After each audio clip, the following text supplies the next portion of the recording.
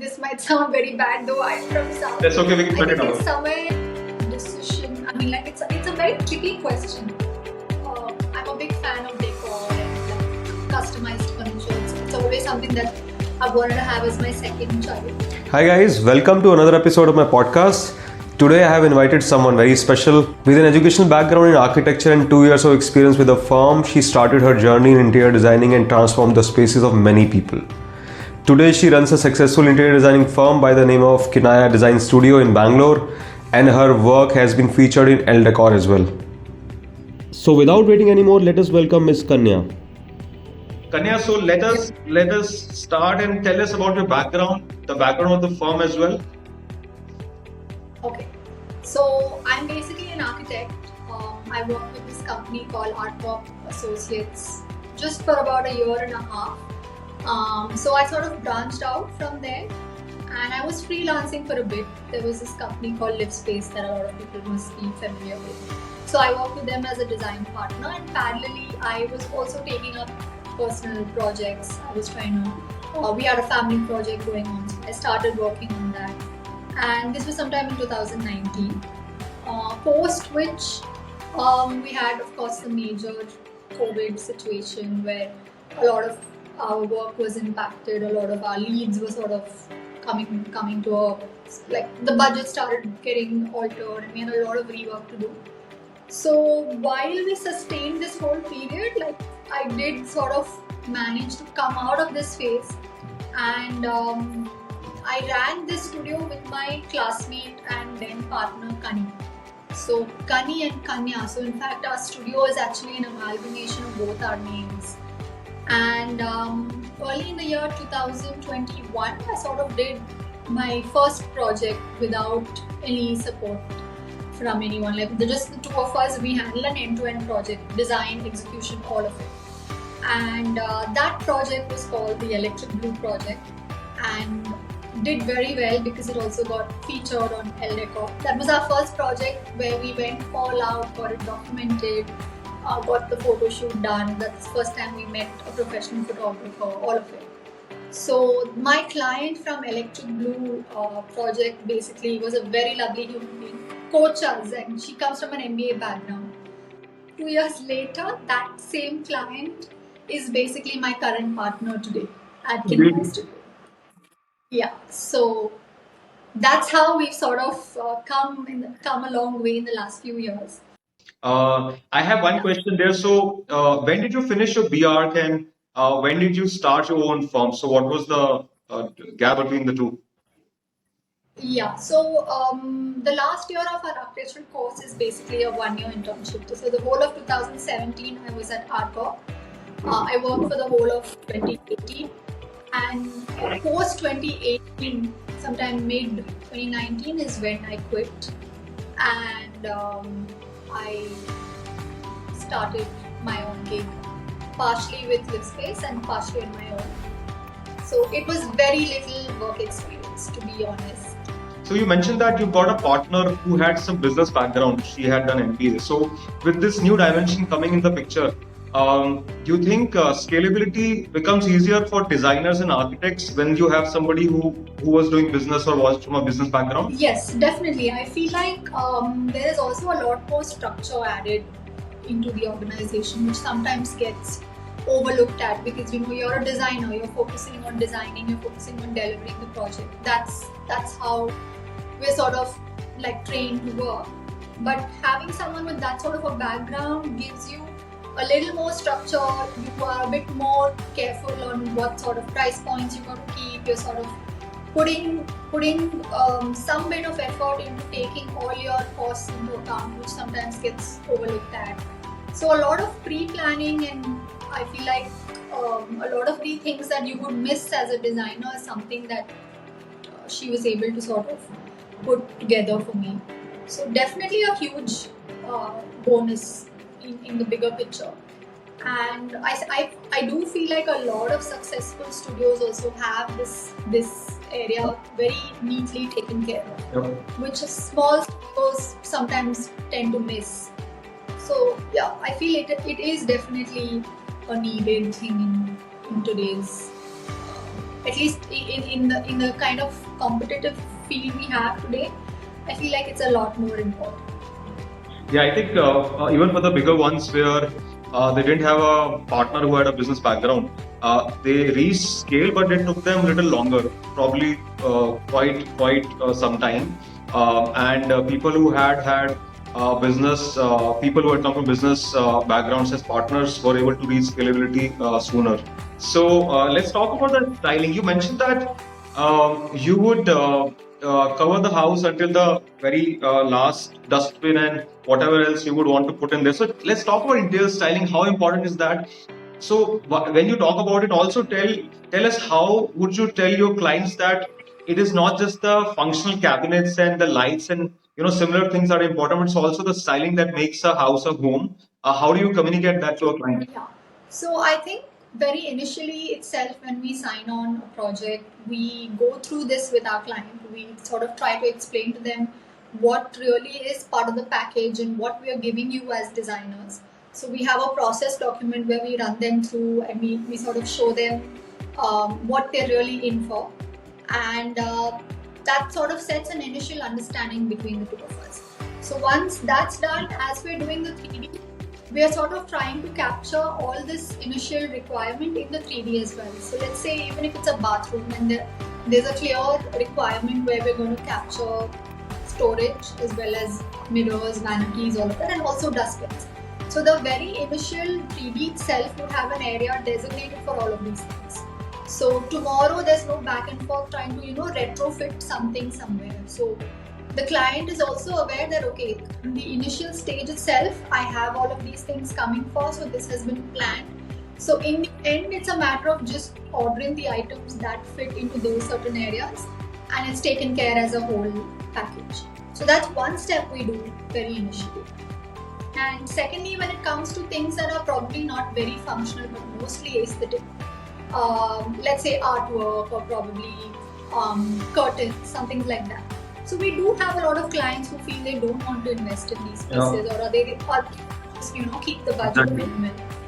So it was initially a bit of a struggle where what we would end up noticing is just for the photo shoot, we were lugging props and we were sort of styling the project and bringing them back. But then we noticed in a couple of projects when we would do this and we would sort of style the place up and the client sees how this is happening during the photo shoot, they're actually interested then, because up until then they weren't able to visualize the bigger picture. But on that day when we placed the artwork and we placed the rug and the plants, they realized, okay, my room is actually coming together much better than what it was before. Yeah. So we've had to sort of say, you know what, let's go ahead and order this. So it was sort of becoming double effort for us. But over the last few years, I think as designers also, we're able to better communicate now the real need for these things much in advance. So our clients also are much more appreciative of these things. Initially, it was a struggle, I wouldn't say no. But today, I feel like even in the first cut BOQ that we share with our clients, there is a line item which clearly says decor. There's a line item that says props. There's a line item that says plants. Unless the survey comes in saying the client doesn't want plants at all, of course, in the end that gets removed. But these are items that we very initially talk about, and the clients are aware that this needs to be done. And we've had some cases where clients even start sharing their collection of things that they have. So a lot of clients come with their own artwork. So that's also something in our survey. We ask them what's the existing furniture that you have, any artwork that you want to reuse, all of that. So again, in the 3D, we sort of incorporate their artwork so they know what's coming. If it needs a reframing or a refurbishment in the end, that's something we take care of. So it's more of sort of keeping them in loop from the very beginning so that they know that this is the vision for the space, and at the end of the day, we're working towards achieving that. That's what we sort of try to work. Now let's go to this very important thing that you've been talking about, which is the design survey. What is this survey? Let's talk about it. Okay, so what happened is in the first few projects that I was doing, like a client comes to you saying, I want a modern looking home. These are some references that I have in mind, all of that. And everyone's design description is different. So a client might mean something when they say modern, but I might be thinking modern is something that I know from whatever I've seen. Yeah. So there was a little bit of that communication where the client wasn't sure of what they mean by it, and I wasn't sure of what I mean by it. And then there would be a lot of things that through the design stage we would realize.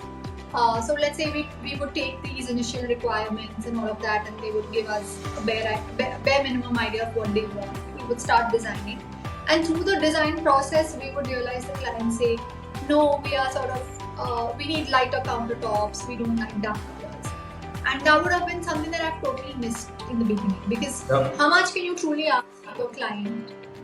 And then maybe simple things like, I need a storage bed, I don't need normal beds.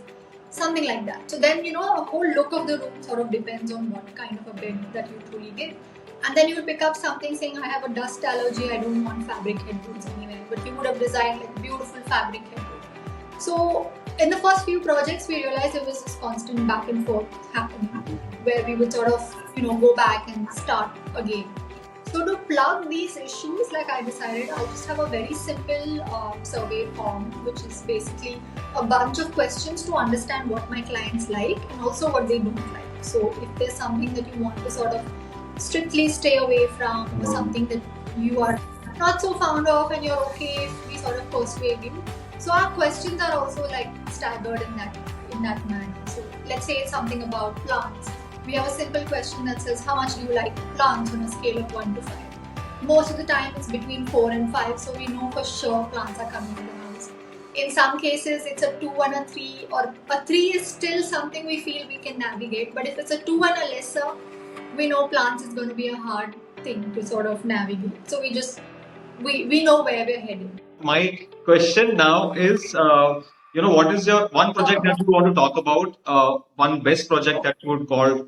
Yeah, so Oak Villa was basically a project where we had our clients reach out to us through a group that was on a society. Like someone had posted a page about us saying these are some designers, you can reach out to them if you're looking for like customized homes. So this family of 4 reached out to us. The most adorable family that we've worked with, husband, wife, and they have 2 kids. And this was a villa. It was a 4 BHK villa located almost on the outskirts of Bangalore. So in terms of distance from where we stay, quite a good amount of distance, but a lot of development in Bangalore is sort of happening on the outskirts. And a lot of villas particularly are happening on the outskirts because that's where you have land. Everything in the city is all small chunks of land and it's mostly high-rise, so you don't have the option of villaments here. So they reached out to us. We had an initial design pitch meeting. We sort of heard them out. We understood what their design preference is. We also gave them a design proposal. That's something that we used to do much more in detail before. Like before we get the project, we sort of take some initial references from the client and we propose a design of what we think would look good for the house, what we could do with the space. So I think they liked us there, and they also mentioned that we were flexible. Like most other designers, they felt they were not very flexible and they were sort of putting their opinion more than listening to the client. So I think that is an area where we sort of really got along. And we started designing this project. We did a lot of initial civil intervention where we broke up a kitchen wall and combined it with the utility, made it a much more bigger space. We did a lot of civil replanning in the house. So that sort of took a total duration of about 3.5 months, which is just the execution. And the design alone took a good 2 months. And we were not going to do the whole house together. The idea was we do the ground and first floor, which is basically 3 bedrooms. The 4th bedroom and the home theatre was going to be something that we would do later. So in a lot of cases, we do have clients who sort of, based on the budget, we do this phase-wise. We sort of take up one chunk of the work initially. So this would technically classify as a 3-bedroom villa project that we did. And our clients were very clear on what the brief was. Nothing too fancy. They wanted a modern looking villa. They wanted a lot of white. And there was a lot of existing wooden furniture which we were going to reuse. So you can say this is more of a modern minimal villa with slight hints of like a French country home sort of a vibe. The architecture of the villa itself came with a Palladian style elevation. So they had vaulted roofs, they had like arched windows. So that was something I took design influences from. So the entire living area has a nice big double opening with an arched window. So since we had this arch element in the house, I started using that into our design brief. So throughout the house, you will find like a combination of arches going on everywhere. So that was sort of the initial design pitch I gave to them. They liked it, and there were some things that they were very keen on. Like the owner of the house wanted a nice jade green kitchen. She was very clear that she wants that color. So a lot of it worked around the concept of green in this house. And she also loved the idea of doing the the shaker cabinet profile in the kitchen. So that's something that we knew from the beginning we're going to have. And once we had the design stage up and running, they were very, very keen on giving their kids like a dream room. That was one thing that we found very cute about the project. They wanted to make sure the kids like enjoy the next few years in this room with a lot of happiness. So typically what happens, we find clients who come to us saying, my kid's going to grow up in 5 years, you're not going to like a bunk bed, so let's not do it. But this was a very different client. They said it's okay if it's just for the next 5 to 10 years. Like I want to give them the best sort of room and let's go all out. So we initially sort of planned giving them bunk beds where we gave them study areas below the bunk bed. We in fact swapped the master bedroom and the kids' room so that they get a bigger floor plate in their space. We did a lot of design intervention initially, but during that process, the clients came back and said, bunk beds don't really sound comfortable because in case they're sleepy and I have to put them into their bed, I need to climb the bunk bed myself.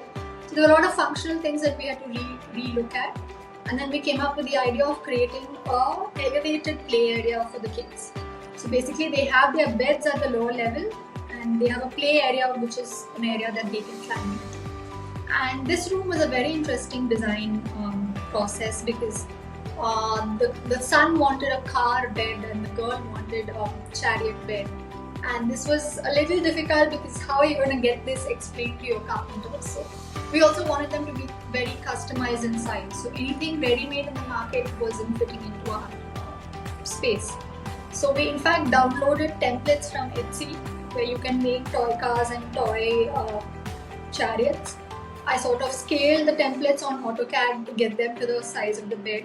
Wow. We made templates on AutoCAD to print them on MDF and HDF boards, made the skeleton of the beds, got them painted in the custom colors that we wanted, got fabric headboards made for both the beds. And we had an activity wall where we had a combination of a writing board, a blackboard and a pin-up board. The daughter was very artistic. So she wanted a space where she could, display all her artwork. The son had a collection of like Hot Wheel toy cars. So we sort of, with a lot of wood scraps, we made a truck for him in his play area where he could display all of that. So a lot of planning went into this room and the end result did justice to that planning, I would say. And like in between, the clients were also contemplating getting this outsourced from companies that actually do only kids' rooms. I was very interested in saying, let's do this ourselves. So I said, you know what? I will try and give you a design that I think I'm confident of executing. And they trusted me, and I'm so glad that we did this ourselves because it's such a cute space that everything is planned out. Even the slide was planned in such a way that I made sure the slope is not too much so that even as they slide down, they don't, hurt themselves. So all those things were sort of taken care, and I think the kids love their room. It's safe to say that they love their room. Yeah. Yeah. So sounds like a dream. Congratulations on that. So we see a lot of customized designs, a lot of special designs that you pick up and you execute them on the sites. Tell us, how do you get these ideas and how easy or difficult is for you to communicate these ideas to the workers who would probably have not done that in the past at these sites? Yeah, so I feel like I said, since most of our projects are very customized and like tailored to our clients' requirements. We have a lot of work that's custom work. And I think we've been lucky enough, I must say, that our execution teams that we work with, carpenters, contractors, most of them understand where we come from. And in fact, very recently we're doing this one project for a client who's like, the brief was so interesting where she said, I'm a big plant lover, and they hail from Ayodhya. So they were like just small things that they gave us hints about. And we sort of stitched the entire design brief based on these things, where we have a lot of botanical prints running through the entire house. And when we showed our carpenters the design, and we said, there'll be a lot of CNC work here, you have to do this by hand, this is the idea, how we want to make the Jaroka doors like this. They also get excited looking at the end product. And they are like as pumped as we are to sort of work on, getting these things executed. So it's definite collaborative area where I have to do a little bit of initial work, where I need to have a good drawing, a good 3D, and maybe a good explanation where I explain to them what my idea is. And having this backup of information and drawings, I feel like they are able to take on. And of course, Asmita manages a lot of site related work, so she's constantly guiding them, telling them what can get better. And with every project, we're trying to better our finish, and they are also learning with that. So when we work with them on repeat basis, they realize the level of expectation we have, the expectation of finishing. So that's something they're able to catch on to, and we're able to get better with what we do. This is mostly related to like site work. And for other custom areas, like there was this one art piece that we customized for the Oak Villa project. It was a grid of 12 smaller artworks, and it was in an area where I felt a nice artwork like this is what would make sense. I got my junior designer who works with me to do this, because she's also an artist, like a freelance artist. And I said, okay, why not give her a little bit of like a small design project to work on this. So I did give her an initial idea or a brief of what exactly I want, the colors that I want. And since we had a lot of arches going on in this house, keeping the same design language, like I told her, I want each art piece to have this one element. And she put it all together, and we gave that as a gift to the client as well. So like I feel like it's an area where it's super helpful if your team is as pumped as you are, because then all of you are working towards getting this achieved, gives you the final result that you want. And that's how I sort of look at it. Right. One last question. What are your favorite brands for artifacts and decor? So I did pen down a few brands that I sort of repeatedly go to. So most of the time, it's either I walk into a store, I'm constantly hunting for decor, props, things that I feel I can use for photo shoots. Half my house is just filled with these things that I've collected over the last few years.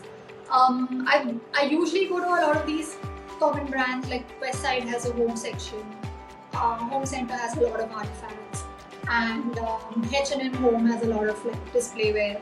So these are like common stores where you can walk and see stuff. But apart from these brands, like I just try and go to all these Pottery Town stores or like handicrafts stores where people are just putting out the work that they have, and in sometimes Chitrakala Parishad where you get artwork. So Bangalore does have a lot of these small areas where people come and display their artwork or their artifacts or things like that. So it's about keeping an eye where you feel you could pick something up that can work with multiple projects. And apart from that, there are a lot of online stores. So I have recently been looking for props. I came across this brand called Living Shapes very recently, where I picked up some props for next photo shoot. So it depends on the style of each project and what kind of props you're looking for. I don't have one personal favorite. I have all of these guys who are my favorites. So I'm very flexible on where I source from, as long as it's sort of good quality, good ethics in terms of how it's been made, all of that. It's something that I just invest in. That was a wonderful session, and there is so many things that I learned. I hope आपको ये episode पसंद आया होगा. Don't forget to like and share this video and subscribe to this channel.